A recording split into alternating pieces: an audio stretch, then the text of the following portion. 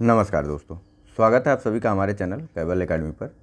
देखिए, हमारा ये दृष्टि आईएएस करंट अफेयर्स टुडे के वार्षिकी 2021 का डिस्कशन चल रहा था और इस पूरी की पूरी बुक में जनवरी 2020 से लेकर के दिसंबर 2020 तक के सभी करंट अफेयर्स को दिया गया है चैप्टर वाइज।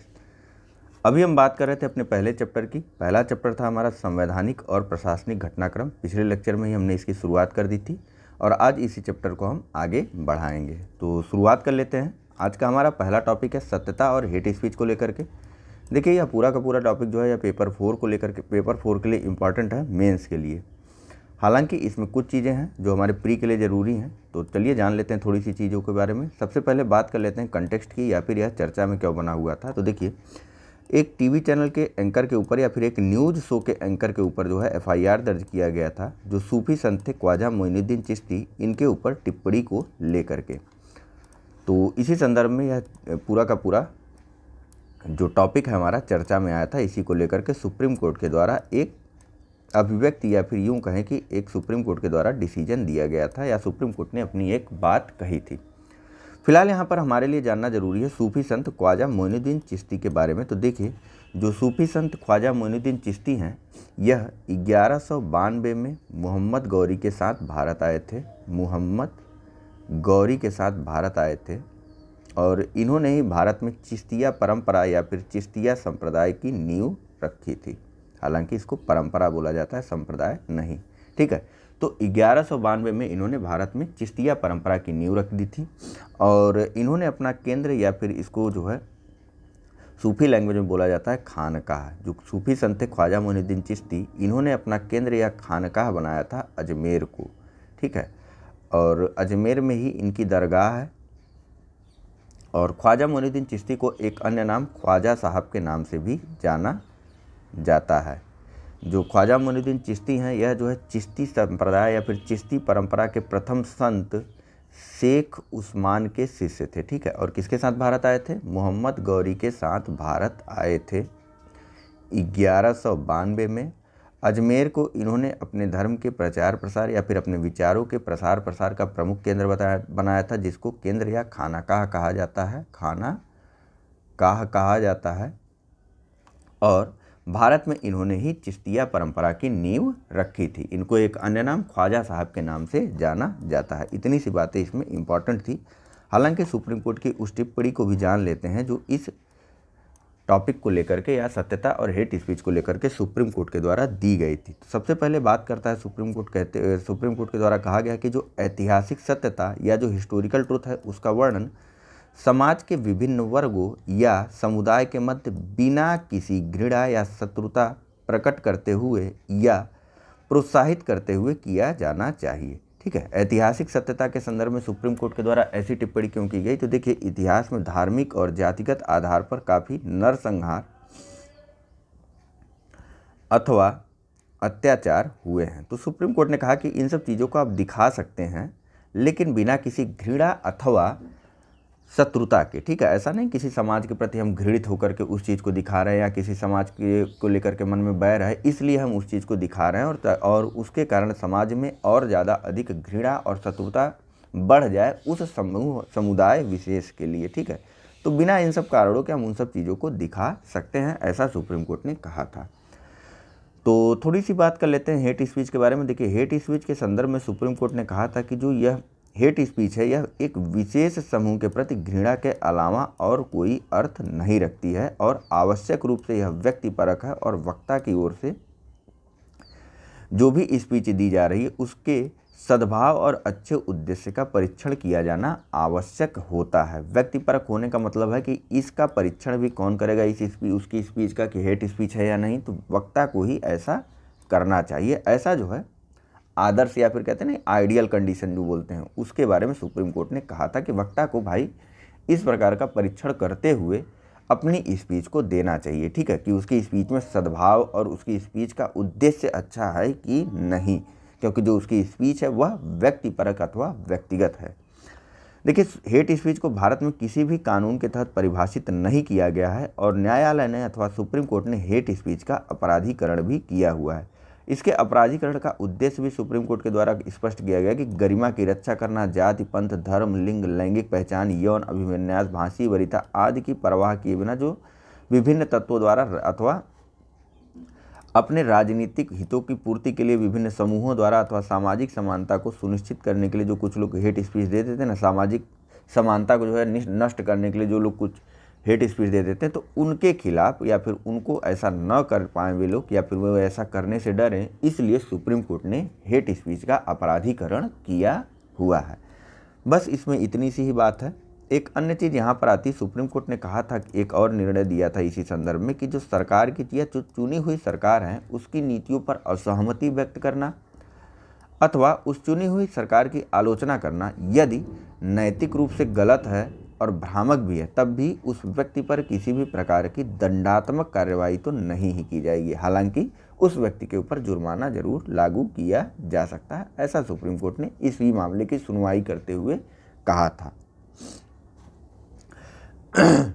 तो यह पूरा का पूरा टॉपिक वैसे जो है आपके मेंस के लिहाज से ज़्यादा इंपॉर्टेंट है, ठीक है, और पेपर 4 के लिए।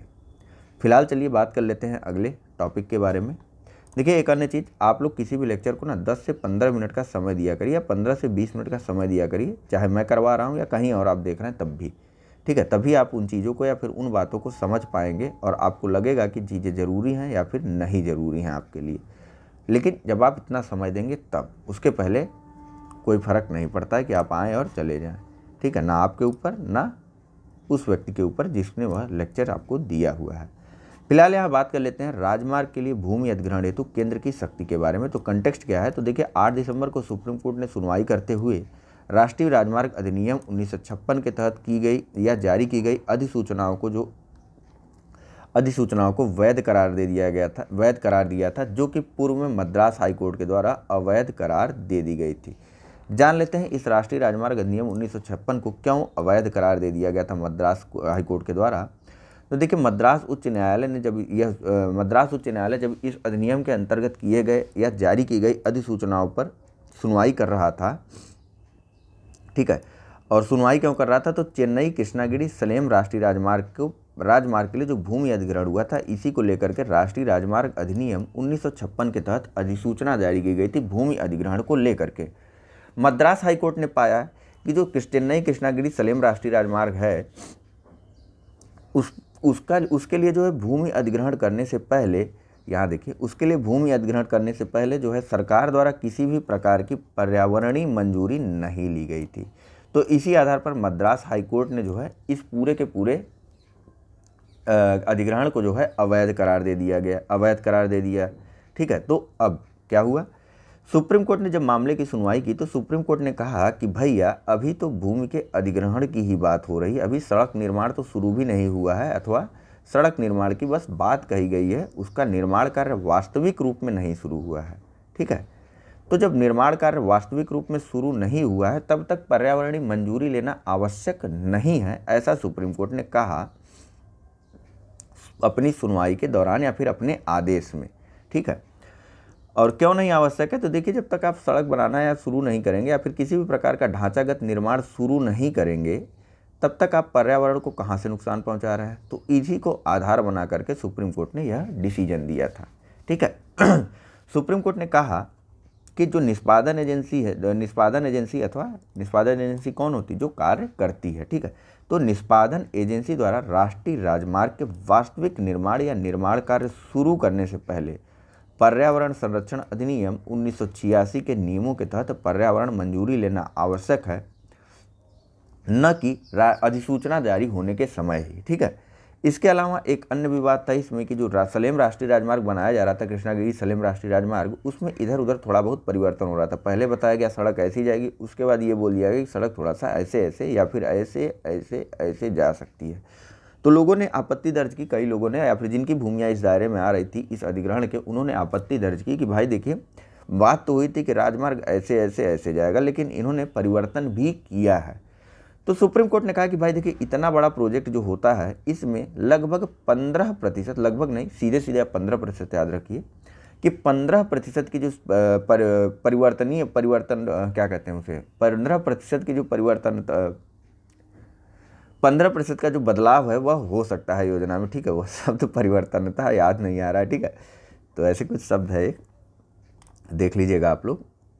तो यह 15% की सीमा तक बदलाव किया जा सकता है यदि प्रोजेक्ट बहुत बड़ा है, ठीक है। और परिवर्तन का आधार क्या होना चाहिए, तो परिचालन दक्षता होनी चाहिए परिवर्तन का आधार, ठीक है। जैसे कि सड़क है तो दूरी को कम करना, भीड़ है जो कहीं जगह किसी जगह पर ज़्यादा तो उस भीड़ को मैनेज करना, इन सब आधारों पर थोड़ा बहुत 15% तक परिवर्तन किया जा सकता है किसी भी योजना में जो कि ढांचागत योजना है, ऐसे आप जानिए।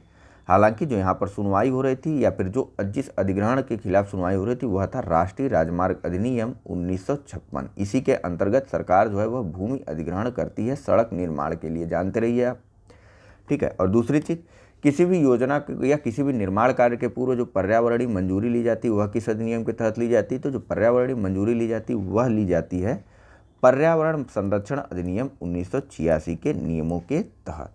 फिलहाल यहाँ पर बात करते हैं एक कि ये जो चेन्नई, यहाँ पर देखिए एक बात की गई भारतमाला परियोजना की, तो देखिए जो चेन्नई कृष्णगिरी सलेम राष्ट्रीय राजमार्ग है ना, यह भारतमाला परियोजना के पहले चरण का हिस्सा है। भारतमाला परियोजना की थोड़ी सी बात करते हैं। देखिए भारतमाला परियोजना को 2017-18 में शुरू किया गया था और इस पूरी परियोजना का पहला चरण 2021-22 में पूरा होना है। अपने पहले चरण के अंतर्गत भारतमाला परियोजना में जो है कुल 34,800 किलोमीटर तक की सड़कों का निर्माण किया जाना निर्धारित किया गया है, ठीक है। तो फिलहाल आगे देखते हैं और बात करते हैं जो सर्वोच्च न्यायालय ने निर्णय दिया कि केंद्र सरकार की क्या क्या शक्तियां हो सकती हैं किसी भी राष्ट्रीय राजमार्ग को लेकर के, इसको जान लीजिए आप लोग, हो सकता है सीधे सीधे प्रश्न आ जाए। देखिए केंद्र सरकार ने अपने पूरे निर्णय में कहा कि जो केंद्र सरकार कह रहा हूँ, सर्वोच्च न्यायालय या सुप्रीम कोर्ट ने जो है अपने पूरे निर्णय में एक केंद्र सरकार की शक्तियों को निर्धारित किया या बताया राष्ट्रीय राजमार्गों को लेकर के। सुप्रीम कोर्ट के द्वारा कहा गया कि संविधान जो है वह किसी भी राज्य के अनुभाग यानी राज्य के किसी भी भाग को लेकर के जहाँ पर सड़क है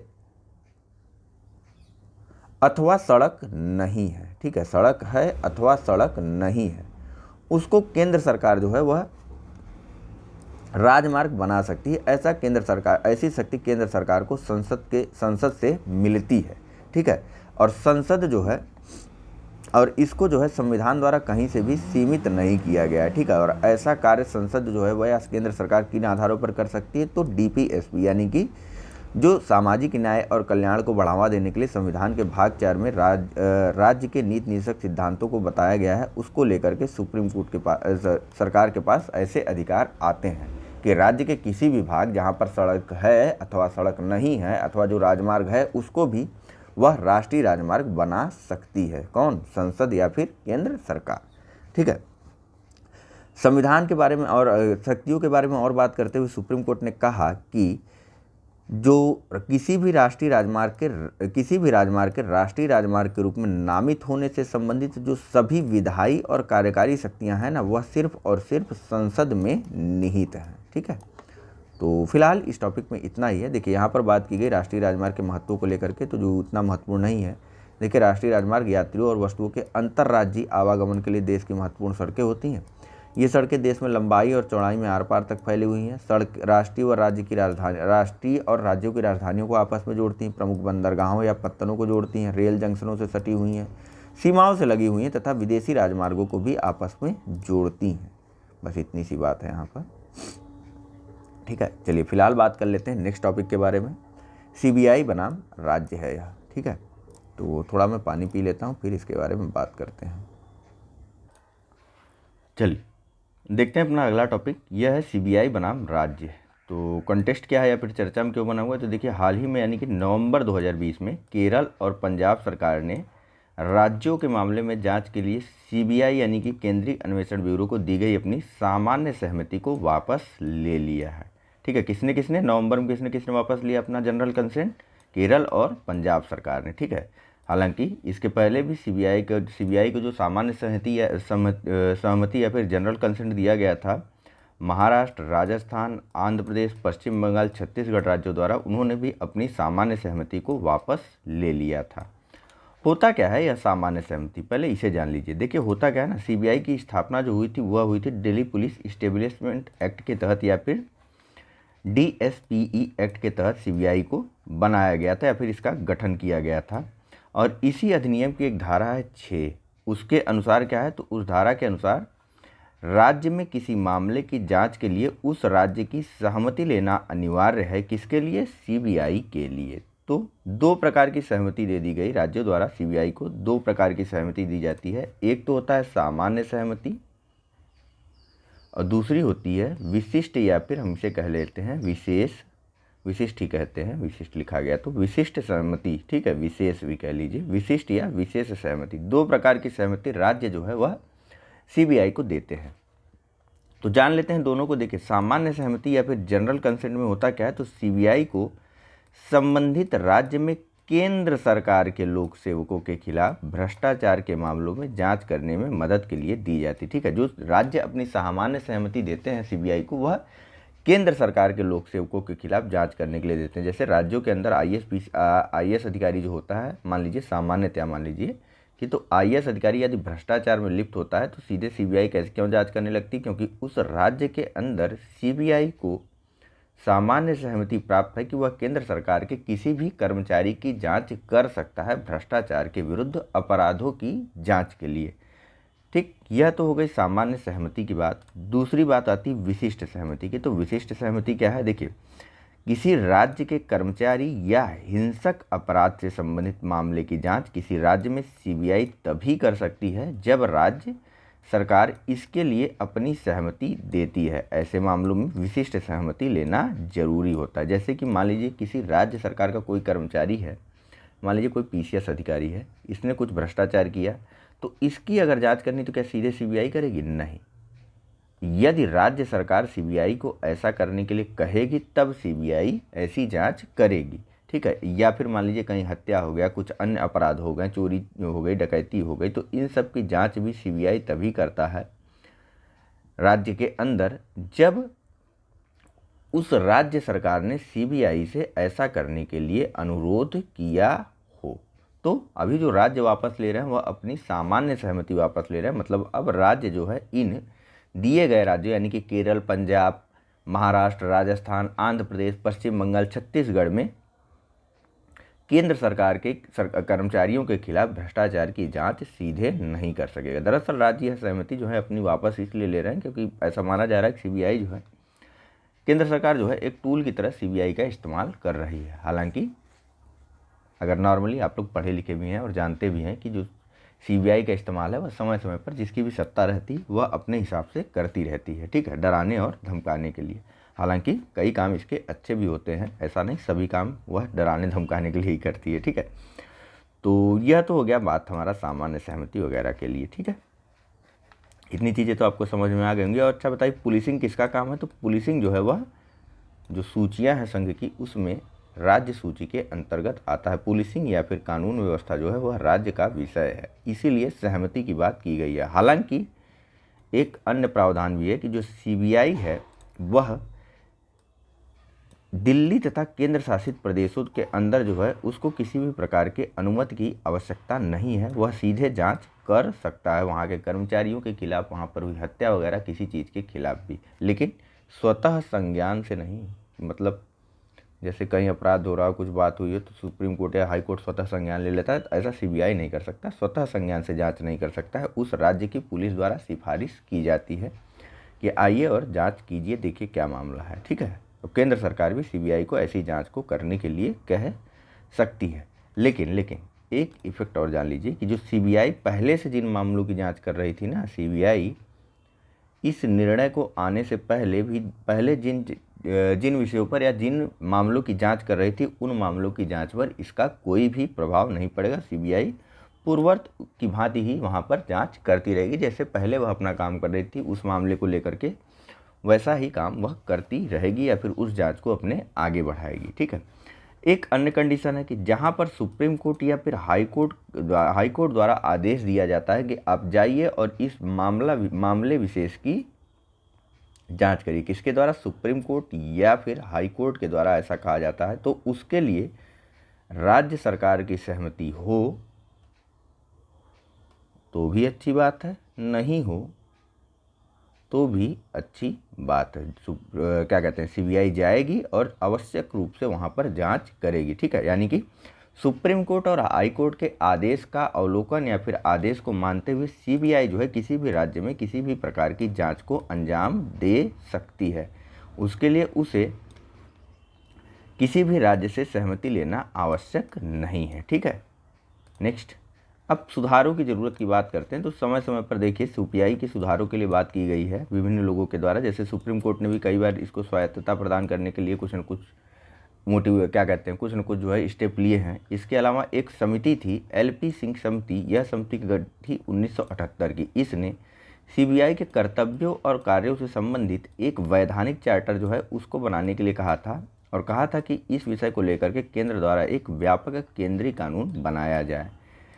किसने? LP सिंह समिति ने, 1978 की यह समिति थी। इसके अलावा जो सेकंड ARC या फिर जो दूसरा प्रशासनिक सुधार आयोग था 2007 का, उसने भी सीबीआई के कार्यों के संचालन के लिए एक नया कानून बनाने की सिफारिश की है। आपने पढ़ा होगा सेकंड ARC रिपोर्ट। नेक्स्ट, नहीं पढ़ा तो कोई बात नहीं, प्रीलिम्स के साथ आपको करवा दिया जाएगा, ठीक है। इसके अलावा संसद की 2 स्थायी समितियों 2007 और 2008 की 2 स्थायी समितियों ने अपनी 19वीं और 24वीं रिपोर्ट में सीबीआई को कानूनी अधिकार, बुनियादी ढांचे और संसाधनों के मामले में मजबूती प्रदान करने की बात कही थी। ऐसा कहा था कि सीबीआई को कुछ न कुछ कानूनी अधिकार दे देना चाहिए।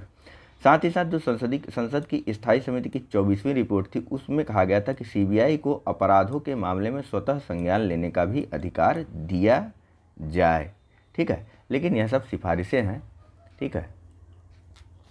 सरकार भी इनको लागू करने में उतना दिलचस्पी नहीं लेती है। खैर, हमको क्या करना है, हमको अपने प्रीलिम्स के लिहाज से सारी चीज़ों को देखना और समझना है, तो उतना हमने कर लिया है। चलिए नेक्स्ट बात कर लेते हैं आर्टिकल 254 सब क्लास 2 की, ठीक है। 254(2) की बात कर लेते हैं। क्या कंटेक्स्ट है, क्यों चर्चा में बना हुआ है? तो देखिए हाल ही में जो कृषि बिल आए हैं ना तीनों, उनके संबंध में मामला आया। क्या था समस्या? तो देखिए 254(2) में यह कहा गया है कि यदि राज्य विधायिका समवर्ती सूची के किसी भी विषय पर विधि पारित करने के लिए विधि पारित करती है तो संसद, और वह विधि जो है संसद के विधि विरुद्ध भी हो सकती है, बशर्ते उसे राष्ट्रपति की सहमति प्राप्त हो। फिर से मैं पढ़ देता हूँ, थोड़ा सा आप कंफ्यूज कर गए होंगे समझने में। देखिए भारतीय संविधान का अनुच्छेद 254(2) राज्य विधायिका को समवर्ती सूची के किसी भी विषय पर विधि पारित करने के लिए सक्षम बनाता है। यह संसद के विधि के विरुद्ध भी हो सकता है, बशर्ते उसे राष्ट्रपति की सहमति प्राप्त हो।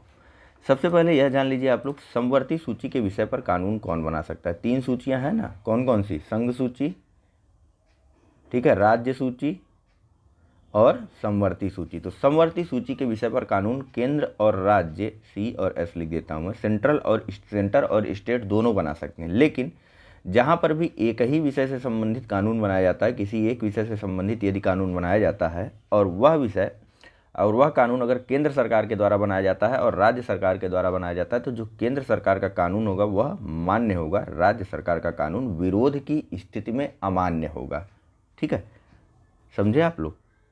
फिर से बता देता हूँ। देखिए मान लीजिए कोई विषय है, मान लीजिए कि कृषि यहाँ पर है तो कृषि ले लीजिए। देखिए कृषि समवर्ती सूची का विषय है और कृषि से संबंधित कोई कानून जो है केंद्र सरकार ने बना दिया और पहले से राज्य सरकार द्वारा एक कानून बनाया गया था, ठीक है। लेकिन केंद्र सरकार ने कृषि से संबंधित एक कानून बना दिया। अब यह केंद्र सरकार का कानून मान्य होगा, राज्य सरकार का कानून नहीं मान्य होगा। फिलहाल हम कृषि की ही बात कर रहे हैं। आपको कमेंट में बताना है कि कृषि जो है वह किस मामले से संबंधित विषय है, समवर्ती सूची का है या फिर राज्य सूची का है या फिर केंद्र सूची का है, ठीक है। तो सिंपल है, केंद्रीय कानून को अधिमान्यता प्रदान की गई है राज्य के कानून पर, ऐसा आप लोग स्टेटमेंट लिख सकते हैं समवर्ती सूची में, ठीक है। लेकिन एक कंडीशन है अनुच्छेद 254(2) में कि चाहे तो राज्य विधायिका भी समवर्ती सूची के किसी भी विषय पर विधि पारित कर सकती है और वह विधि भी या वह कानून भी संसद के विरुद्ध हो सकता है, लेकिन उस विधि को राष्ट्रपति की सहमति प्राप्त होनी चाहिए। ऐसे राज्य विधायिका का जो कानून होता है वह आमतौर पर राज्यपाल के द्वारा मान्य किया जाता है, ठीक है। लेकिन यदि वह संसदीय कानून के विरुद्ध हो जाए तो उस कानून को मान्यता प्रदान करने की शक्ति सिर्फ और सिर्फ राष्ट्रपति के पास है, ठीक है। तो बस इतनी सी बात है अनुच्छेद 254(2) में। देखिए 2 परिस्थितियां बताई गई हैं इस अनुच्छेद के लिए। पहला कि सर्वप्रथम यह अनुच्छेद केवल तभी लागू होगा जब समवर्ती सूची में शामिल किसी विषय पर एक राज्य का कानून संसद द्वारा पारित राष्ट्रव्यापी कानून के विरुद्ध हो। दूसरी कंडीशन, ऐसी परिस्थिति में यदि राष्ट्रपति राज्य के कानून को अपनी सहमति दे देता है तो राज्य के कानून को प्रभावी माना जाएगा और उस राज्य में संबंधित केंद्रीय कानून के विरोधी प्रावधान लागू होंगे। ठीक है, लागू नहीं होंगे नहीं, विरोधी प्रावधान लागू हो जाएंगे। विरोधी प्रावधान वही जो राज्य ने बनाया है केंद्रीय कानून के विरोध स्वरूप, ठीक है, या फिर केंद्रीय कानून के विपरीत। बस इतनी सी बात है। ठीक है, बाकी विधायी विषयों का वितरण के बारे में यहाँ बताया गया है। 3 सूचियाँ हैं 7वीं अनुसूची में। कौन कौन सी? संघ सूची, राज्य सूची और समवर्ती सूची, जिनमें केंद्र और राज्यों के मध्य शक्तियों का या विषयों का विभाजन किया गया है। संघ सूची में केवल संघ कानून बना सकता है इस सूची से संबंधित, और इसमें राष्ट्रीय महत्व से संबंधित विषयों को शामिल किया गया है। और इसमें अगर बात करें विषयों की तो बैंकिंग, मुद्रा, परमाणु ऊर्जा, विदेशी मामले, रक्षा, बीमा, संचार, केंद्र राज्य व्यापार और वाणिज्य आदि महत्वपूर्ण विषय इस सूची में शामिल है। वहीं राज्य सूची के संबंध में कानून बनाने की शक्ति जो है वह राज्य विधायिका के पास है। ठीक है, सामान्य परिस्थितियों में जो कानून बनाने की शक्ति है वह राज्य विधायिका के पास है। और इस सूची में क्षेत्रीय और स्थानीय महत्व के विषयों को शामिल किया गया, जैसे कि पुलिस, मत्स्य पालन, वन, स्थानीय सरकार, बाजार, उद्योग आदि। ठीक है, इसके अलावा लास्ट में जो समवर्ती सूची है उस पर संसद तथा राज्य विधानसभा दोनों ही कानून बना सकती हैं। और समवर्ती सूची में आपराधिक कानून प्रक्रिया संहिता यानी कि CRPC, सिविल प्रक्रिया संहिता यानी कि CPC, बिजली, न्यूज़पेपर, श्रम कल्याण आदि विषय शामिल हैं। ठीक है, चलिए नेक्स्ट बात कर लेते हैं राज्यसभा के चुनाव प्रक्रिया के बारे में। कंटेस्ट क्या है? तो 2 नवंबर को उत्तर प्रदेश में लगभग 10 राज्यसभा सदस्यों को निर्विरोध निर्वाचित किया गया था। ठीक है, तो इसी के मामले यही कंटेक्स्ट है हमारा। और आइए देख लेते हैं कि किस प्रकार से राज्यसभा के सदस्यों का चयन किया जाता है। तो संविधान में अनुच्छेद 80 में राज्यसभा के सदस्यों की अधिकतम संख्या को 250 बताया गया है, और वर्तमान में जो राज्यसभा के कुल सदस्य हैं उनकी संख्या 245 है, जिनमें से 233 सदस्यों को राज्यों और केंद्र शासित प्रदेशों के निर्वाचित प्रतिनिधियों द्वारा चुना गया है। ठीक है, जबकि शेष 12 को कला, साहित्य, विज्ञान, सामाजिक सेवाओं के क्षेत्र से उनके योगदान के लिए राष्ट्रपति द्वारा मनोनीत किया गया। तो निर्वाचित कितने हैं? 233, मनोनीत कितने हैं? 212 कह रहा हूँ, मनोनीत कितने हैं? 12। कुल टोटल कितने सदस्य हैं? तो 245 सदस्य हैं। ठीक है, वर्तमान में। और अधिकतम संख्या संविधान ने कितनी निर्धारित की है? तो 250। ठीक है, तो देखिए किस प्रकार से चुनाव होता है। तो देखिए राज्यसभा का यदि कोई व्यक्ति मान लीजिए ए है, ए ने कहा कि मैं राज्यसभा का चुनाव लड़ना चाहता हूं उत्तर प्रदेश के इस क्षेत्र से, तो उसको जो है चुनाव लड़ने के लिए जो निर्वाचक मंडल है, कौन होता है निर्वाचक मंडल? तो उत्तर प्रदेश की अगर हम बात करें, यहाँ पर यूपी ही है ना, तो उत्तर प्रदेश की अगर हम बात करें तो उत्तर प्रदेश के विधानसभा के 10 सदस्यों द्वारा उसका क्या कहते हैं, उसका नाम प्रस्तावित करना अनिवार्य है। ठीक है, उसके नामांकन पर न्यूनतम 10 सदस्यों की सहमति अनिवार्य होनी चाहिए। ठीक है, देखिए राज्यसभा चुनाव के लिए नामांकन दाखिल करने हेतु निर्वाचक मंडल के न्यूनतम 10 सदस्यों की सहमति अनिवार्य होती है। इसके अलावा अनुच्छेद 80(4) कहता है कि राज्यसभा के सदस्यों का निर्वाचन राज्य विधानसभाओं के निर्वाचित सदस्यों द्वारा अनुपातिक प्रतिनिधित्व पद्धति प्रणाली के अनुसार एकल संक्रमणी मत के आधार पर होता है। यह पूरी बात कहने का क्या मतलब है कि एक पूरी लिस्ट रहती है, उसमें जो है लोगों के नाम रहते हैं, एक VC करके आप क्रम लगा सकते हैं। उसके बाद उनका चयन ऊपर के हिसाब से पहले वोट में प्लस होकर के जुड़ता चला जाता है। ये नियमावली जब पढ़ेंगे आप लोग तब आपको अच्छे से समझ में आएगा। ठीक है, इसमें एक उम्मीदवार को जीतने के लिए पहली वरीयता के वोटों की एक निर्दिष्ट संख्या की आवश्यकता होती है। एक निश्चित वोट होता है, बता दिया जाता है कि आपको इतनी सीटें, इतना अनिवार्य वोट चाहिए ही चाहिए। ठीक है, अगर पहले दौर की मतगणना में एक से अधिक उम्मीदवार विजेता हो जाते हैं तो दूसरे दौर की मतगणना होती है, और जो सबसे नीचे वाला व्यक्ति होता है, जैसे मान लीजिए A, B, C 3 लोग हैं, A और B को समान मत मिल गए, C को सबसे कम मत मिला तो C को हटा दिया जाएगा और A, B, C में इन दोनों मतों का विभाजन कर दिया जाएगा। उसके बाद जो जीता उसको जो है चुन लिया जाता है। ठीक है, अब बात करते हैं राज्यसभा में एक बहुत ही मतदान की प्रणाली आती है खुला मतपत्र और क्रॉस वोटिंग की। तो इसे समझते हैं। देखिए गुप्त मतदान और क्रॉस वोटिंग होती क्या है। तो देखिए राज्यसभा में गुप्त मतदान के प्रणाली है ही नहीं। जैसा हम लोग जा कर के वोट देते हैं ना, और पता नहीं चलता किसी को कि हमने किसे वोट दिया, चुपचाप चले बोल दिया, किसी को दिया किसी को नहीं दिया, बाहर वाले को क्या पता चल रहा है कि नहीं। तो देखिए इसी प्रकार ऐसी विधि जो है या फिर ऐसा नियम राज्यसभा के सदस्यों के निर्वाचन हेतु नहीं है। वहाँ पर जो है खुली मत प्रणाली होती है और इसके अंतर्गत खुलापन काफ़ी सीमित रूप में भी है। लेकिन होता क्या है, देखिए जैसे कि कोई विधानसभा सदस्य है, वह जो है अपना वोट देने जा रहा है, ठीक है। मान लीजिए कि वह किसी पर्टिकुलर पार्टी का है। तो देखिए जो क्रॉस वोटिंग होती है ना, इन सब चीज़ों को या पूरी बात को ऐसे समझिए आप लोग। देखिए खुली मत प्रणाली होती है, खुला मतदान होता है राज्यसभा के चुनाव में, ठीक है। ये चीज़ तो हो गया। अब वो खुला किस प्रकार से खुला होता है, तो जो एजेंट होता है, जैसे कि आप लोग भी देखते होंगे कि पार्टियां अपना अपना एजेंट आप बूथ के बाहर जो है या फिर वोटिंग बूथ, चुनाव बूथ के बाहर जो है वह खड़ी किए रहती हैं जहाँ पर चुनाव होता है। उनके एजेंट आपको थोड़ा बहुत मदद करते हैं, लेकिन वह आपके साथ नहीं जाते हैं ईवीएम मशीन तक कि आपने उनकी पार्टी को ही वोट दिया या फिर उनकी सहायता से किसी अन्य पार्टी को वोट दिए, इसकी जांच के लिए। लेकिन राज्यसभा के चुनाव में होता क्या है कि जो भी व्यक्ति या जो भी निर्वाचित सदस्य वोट दे रहा है अपना राज्यसभा का सदस्य चुनने के लिए, वह अपने पार्टी के एजेंट को, प्रत्येक पार्टियां जो है एजेंट नियुक्त करती हैं उस चुनाव के लिए भी, जैसे सामान्यतः हमारे आम चुनाव में भी नियुक्त करती हैं। तो लेकिन वहाँ का जो सदस्य जो जा रहा है वोट देने के लिए, वह अपने पार्टी के एजेंट को अपना मत पत्र जरूर दिखाता है कि हाँ पार्टी ने जिसको कहा है उसने वरीयता क्रम में उसको ऊपर रखा है कि नहीं रखा है। इस चीज़ की जांच करवाते हैं हम लोग। और जो भी लोग या जो भी सदस्य ऐसा नहीं करते या करवाते हैं, उनका मत जो है वह अमान्य हो जाता है, ठीक है। और मान लीजिए कि उन्होंने कैसे क्या किया, अपनी पार्टी के एजेंट को दिखाने के बजाय किसी और पार्टी के एजेंट को दिखा दिया। जैसे आपके लिए तो यह जरूरी नहीं है कि आप जिसे वोट देने जा रहे हैं उसी के एजेंट को दिखाएं, लेकिन उनके लिए यहाँ पर भी यह चीज़ अनिवार्य है। अगर वह किसी अन्य पार्टी के एजेंट को भी अपना मत पत्र दिखाते हैं तो उसका मत भी अमान्य मान लिया जाता है। हालांकि इस आधार पर उस सदस्य या उस व्यक्ति पर दल बदल विरोधी कानून लागू नहीं किया जाता है। और इसी के कारण सुप्रीम कोर्ट ने कहा कि यह जो है वोट की स्वतंत्रता का अधिकार है। बस इतना, ठीक है। तो यही सारी बात यहाँ पर आपको बताई गई है। फिलहाल चलिए चलते हैं अगले टॉपिक पर। यहाँ बताया जा रहा है कि जम्मू कश्मीर में भूमि खरीदने की मंजूरी, जो आप लोगों ने सोशल मीडिया पर काफ़ी देखा होगा, यहाँ वहाँ ये खरीद लेंगे वो खरीद लेंगे ऐसे कर लेंगे। तो ऐसा बिल्कुल ये सब चीज़ें नहीं थी। देखिए गृह मंत्रालय ने जो है कंटेक्स्ट किया है 27 अक्टूबर को जम्मू कश्मीर में भूमि संबंधित मामलों को नियंत्रित करने वाले नए नियम अधिसूचित किए हैं, जिसके माध्यम से अब कोई भी भारतीय नागरिक केंद्र शासित प्रदेश जम्मू कश्मीर में गैर कृषि भूमि खरीद सकता है। कैसी भूमि? जो भूमि नॉन एग्रीकल्चर हो, ठीक है।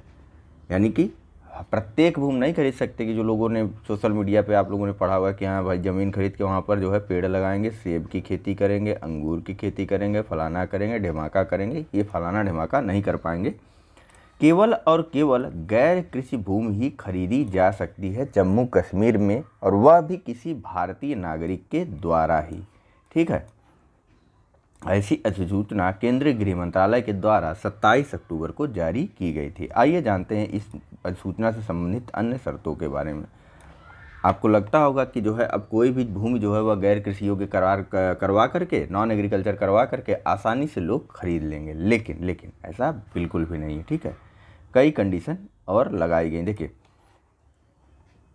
पहले क्या था कि पहले जो भूमि खरीदने की शर्तें थी वह थी स्थायी निवासी होने की शर्त थी जम्मू कश्मीर के अंदर, यदि किसी व्यक्ति को भूमि खरीदना होता था। तो इस अधिसूचना के माध्यम से इसको तो समाप्त कर दिया गया, ठीक है। अब कहा गया कि अधिवास या स्थायी निवास प्रमाण पत्र की आवश्यकता नहीं होगी गैर कृषि भूमि खरीदने के लिए, ठीक है। लेकिन कृषि योग्य भूमि खरीदने के लिए कृषि योग्य भूमि को इसके तहत शामिल नहीं किया गया है, और इसकी खरीद के लिए अभी भी राज्य के किसानों और कृषिविदों, इसकी खरीद जो है राज्य के किसानों और कृषिविदों द्वारा ही की जा सकती है। किसकी? कृषि योग्य भूमि की, ठीक है। इसको मत जानिए, इतना जानिए आपके लिए ठीक रहेगा। उसी का रिवर्स बात यहाँ पर बता दिया गया है बस। ठीक, कोई भी जो नागरिक होगा वह गैर कृषि योग्य भूमि ही जम्मू कश्मीर में खरीद सकता है। ठीक है, स्थायी निवासियों का विशेषाधिकार समाप्त कर दिया गया है इस मामले में। ठीक है, पहले क्या था, पहले स्थायी निवासी ही ज़मीन को खरीद और बेच सकते थे, किसी भी प्रकार की भूमि हो, लेकिन अब गैर कृषि योग्य भूमि जो है लोग खरीद सकते हैं। एक अपवाद है छोटा सा कि कृषि योग्य भूमि भी कुछ लोग खरीद सकते हैं, लेकिन उसका उपयोग जो है शैक्षिक और स्वास्थ्य देखभाल सुविधाओं की स्थापना के लिए ही किया जा सकता है, अन्य के लिए नहीं। ठीक है, शैक्षिक या स्वास्थ्य देखभाल के लिए कोई भी व्यक्ति जो है वह कृषि योग्य भूमि को भी खरीद सकता है। ठीक है, और देखिए कृषि योग्य भूमि को गैर कृषि प्रयोजन के उपयोग पर प्रतिबंध भी लगा दिया गया है जम्मू कश्मीर में। ठीक है, मतलब यदि कोई कृषि योग्य भूमि है उसको आप गए नॉन एग्रीकल्चर में चेंज करवाना चाहते हैं तो वह भी नहीं करवा सकते हैं। ठीक है, अपवाद स्वरूप क्या है, तो अपवाद बस इतना है कि शैक्षिक और स्वास्थ्य देखभाल की सुविधाओं की स्थापना हेतु आप किसी भी प्रकार की भूमि को जम्मू कश्मीर में खरीद सकते हैं। ठीक है, और एक और प्रावधान इसमें जोड़ा गया, उसके तहत बताया गया कि जो कोर कमांडर के पद के ऊपर का कोई भी कार्यरत यदि सेना अधिकारी है तो वह राज्य के किसी स्थानीय क्षेत्र को सामरिक क्षेत्र के रूप में घोषित कर सकता है और इसका उपयोग केवल सशस्त्र बलों द्वारा परिचालन और प्रशिक्षण संबंधी आवश्यकताओं के लिए किया जाएगा। दो बदलाव हुए, सिंपल आप याद रखिए। ठीक है, जम्मू कश्मीर में जो भूमि खरीदने को मंजूरी दी गई उसके तहत एक तो ये कि भारत का कोई भी नागरिक गैर कृषि योग्य भूमि जम्मू कश्मीर में खरीद सकता है। ठीक है, कृषि योग्य भूमि खरीदने का बस एक कंडीशन है कि उस कृषि योग्य भूमि का उपयोग जो है सिवाय शैक्षिक और स्वास्थ्य देखभाल के अन्यत्र नहीं हो सकता है। इस भूमि को, इस कृषि योग्य भूमि को गैर कृषि प्रयोजन के लिए प्रयोग में लाया जा सकता है। और तीसरा एक और कंडीशन आया कि कोर कमांडर के पद का यदि कोई कार्यरत सेना का अधिकारी है तो वह जब जम्मू कश्मीर राज्य के किसी भी स्थानीय क्षेत्र को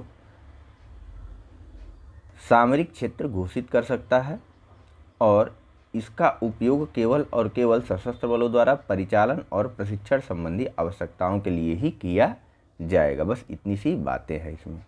चलिए नेक्स्ट बात कर लेते हैं संविधान के अनुच्छेद 32 के बारे में। तो क्या कंटेक्स्ट है, देखिए केरल के एक पत्रकार थे, वे हाथरस जाना चाहते थे। ठीक है, लेकिन इनको रोक दिया गया और हाथरस नहीं जाने दिया गया, तो इन्होंने जो है अनुच्छेद 32 के तहत सुप्रीम कोर्ट में रीट डाली कि उनको स्वतंत्रता पूर्वक उनका आवागमन बाधित किया जा रहा है। ठीक है, लेकिन सुप्रीम कोर्ट ने इनकी इस रीट को खारिज कर दिया और कहा कि ऐसा वह इसलिए कर रहा है ताकि जो है वह अनुच्छेद 32 के तहत आने वाली याचिकाओं को हतोत्साहित कर सके। सुप्रीम कोर्ट का कहना था कि अनुच्छेद 226 के तहत आप हाई कोर्ट भी जा सकते थे और आसानी से अपने पक्ष में फैसला ले सकते थे, लेकिन आप आए सुप्रीम कोर्ट के पास। तो सुप्रीम कोर्ट का मानना था कि कुछ ज़्यादा ही मामले अनुच्छेद 32 के तहत उसके पास आ रहे हैं, तो ऐसा क्यों ना करें कि जब मामला इतने बड़े लोग का आया है तो उसका समाज पर थोड़ा सा प्रभाव पड़ता है कि भाई जब उनका रिजेक्ट हो गया तो हम तो छोटे लोग हैं, हमारा क्या होगा। ऐसी छोटी सी बात है, बस कहने के लिए आपको बता रहा हूँ। तो इसको आधार बनाते हुए सुप्रीम कोर्ट ने इनकी रीट जो है वह खारिज कर दी थी। तो फिलहाल अनुच्छेद 32 में क्या है या आप जानते ही हैं, संवैधानिक उपचारों का अधिकार है और यह एक मौलिक अधिकार भी है जो भारत के प्रत्येक नागरिक को संविधान द्वारा मान्यता प्राप्त अन्य मौलिक अधिकारों को लागू कराने के लिए सर्वोच्च न्यायालय के समक्ष याचिका को दायर करने का अधिकार देता है। ठीक है, और डॉक्टर भीमराव अंबेडकर ने कहा था कि बिना अनुच्छेद 32 के संविधान जो है वह अर्थहीन है और संविधान की आत्मा और हृदय है यह अनुच्छेद 32। ऐसा डॉक्टर भीमराव अंबेडकर का कहना था। ठीक है, भीमराव अंबेडकर अनुच्छेद 32 अथवा संवैधानिक उपचारों के अधिकार को संविधान की आत्मा और हृदय मानते हैं या कहते हैं। इसके तहत सुप्रीम कोर्ट के द्वारा विभिन्न प्रकार की रीटें जारी की जा सकती हैं, जैसे कि हैबियस कार्पस हो गया, मैंडमस हो गया, प्रतिषेध या फिर प्रोहिबिशन, उत्प्रेषण और अधिकार परीक्षा, यह रीटें जारी की जा सकती हैं। ठीक है, और एक चीज़ जानिए, यहाँ पर बात आती है मूल और विशेष क्षेत्राधिकार की। देखिए मौलिक अधिकारों के प्रवर्तन के मामले में जो सर्वोच्च न्यायालय का अधिकार है ना, वह मूल क्षेत्राधिकार तो है उसका, लेकिन उसका विशेषाधिकार नहीं है। क्यों नहीं है? तो मूल क्षेत्राधिकार यह इस संदर्भ में है कि कोई भी व्यक्ति, हम और आप सीधे सुप्रीम कोर्ट में जा सकते हैं बिना नीचे की सारी प्रक्रियाओं को पूरा किए हुए, यानी कि डिस्ट्रिक्ट कोर्ट हो गया, हाई कोर्ट हो गया, फिर सुप्रीम कोर्ट हो गया। तो बिना इन दोनों प्रक्रियाओं को स्किप करते हुए हम सीधा सुप्रीम कोर्ट में जा सकते हैं यदि हमारे मौलिक अधिकारों का हनन होता है।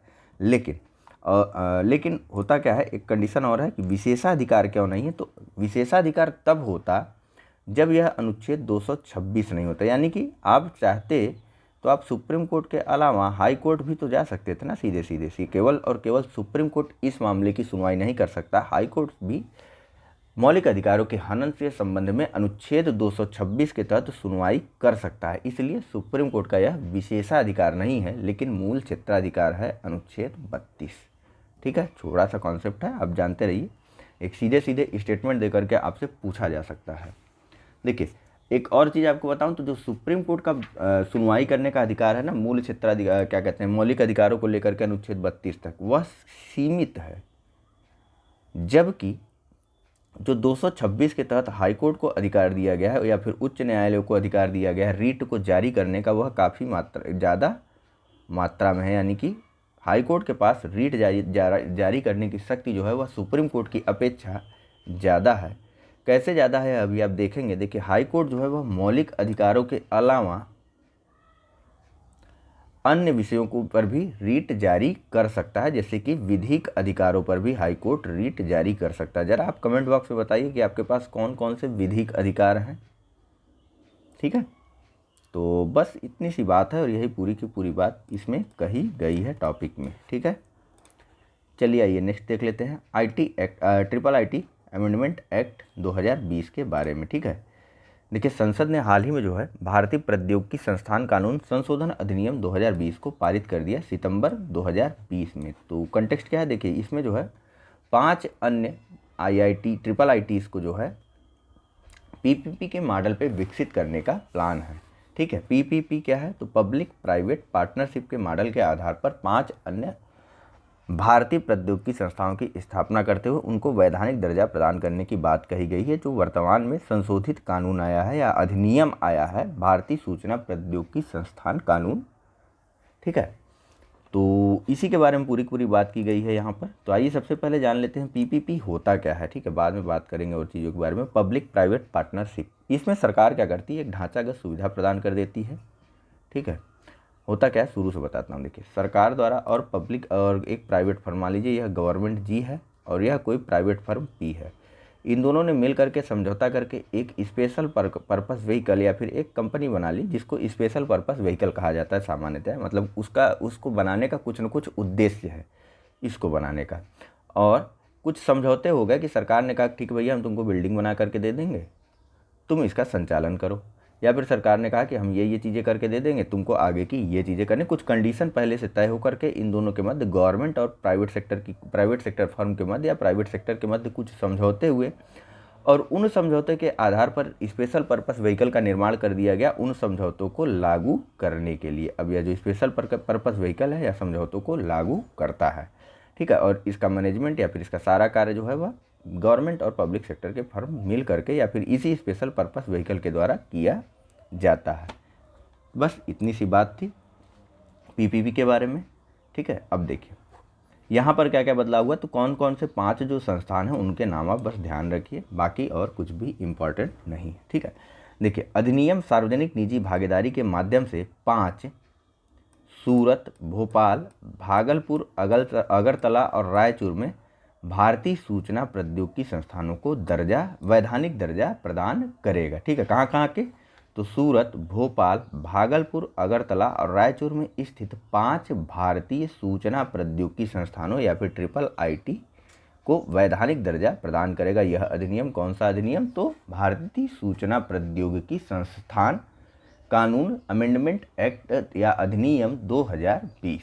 ठीक है, आइए कुछ और बातें कर लेते हैं।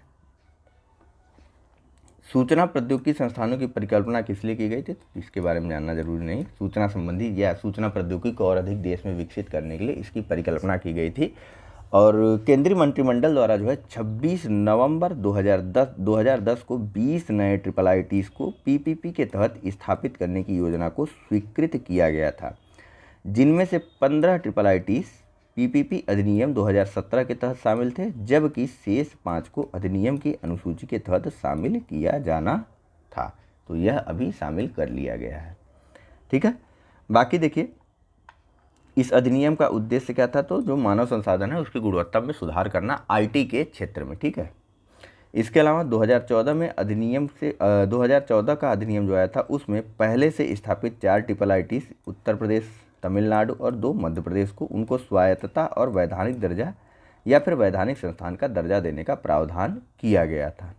ठीक है, इन संस्थानों का उद्देश्य क्या है, तो सूचना प्रौद्योगिकी में अनुसंधान करना, नवाचार को बढ़ावा देना, बुनियादी ढांचों को स्थापित करना और बनाए रखना। फिलहाल आवश्यकता क्या है ट्रिपल आईटीज़ की, आप भी बहुत अच्छे से जानते हैं। सूचना प्रौद्योगिकी की देश में क्या क्या आवश्यकता है एक बार बता दूं तो देखिए, उद्योग और अर्थव्यवस्था के लिए कुशल तकनीकी जनशक्ति ज़रूरतों को पूरा करने के लिए।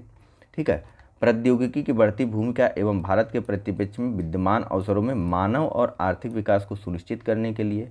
प्रौद्योगिकी का अनुप्रयोग या प्रयोग शासन और नीति निर्माण और इसके क्रियान्वयन में मदद करने के लिए, जो उच्च कौशल प्राप्त प्रशिक्षक हैं उनकी पूर्ति को पूरा करने के लिए, और साथ ही साथ वैश्विक स्तर पर उच्च शिक्षा के विभिन्न सूचकांकों में भारत के निम्न स्थान में सुधार हेतु ट्रिपल आईटीज़ की स्थापना की गई थी। ऐसा उद्देश्य या फिर ऐसा जो है कुछ माना गया था। बात करते हैं नेक्स्ट शासकीय गुप्त अधिनियम के बारे में।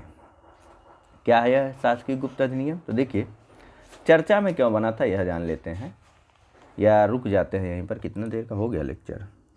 चलिए ऐसा करते हैं यहीं पर रुक जाते हैं, पूरा फरवरी बचा है, आराम से डिस्कस करते हैं। ठीक है, चलिए thank you very much for discussion. Channel को लाइक सब्सक्राइब और शेयर जरूर कर लिया करिए यार, देखिए लाइक करना बोलता नहीं तो कर लिया करिए आप लोग। ठीक है, चलिए थैंक यू।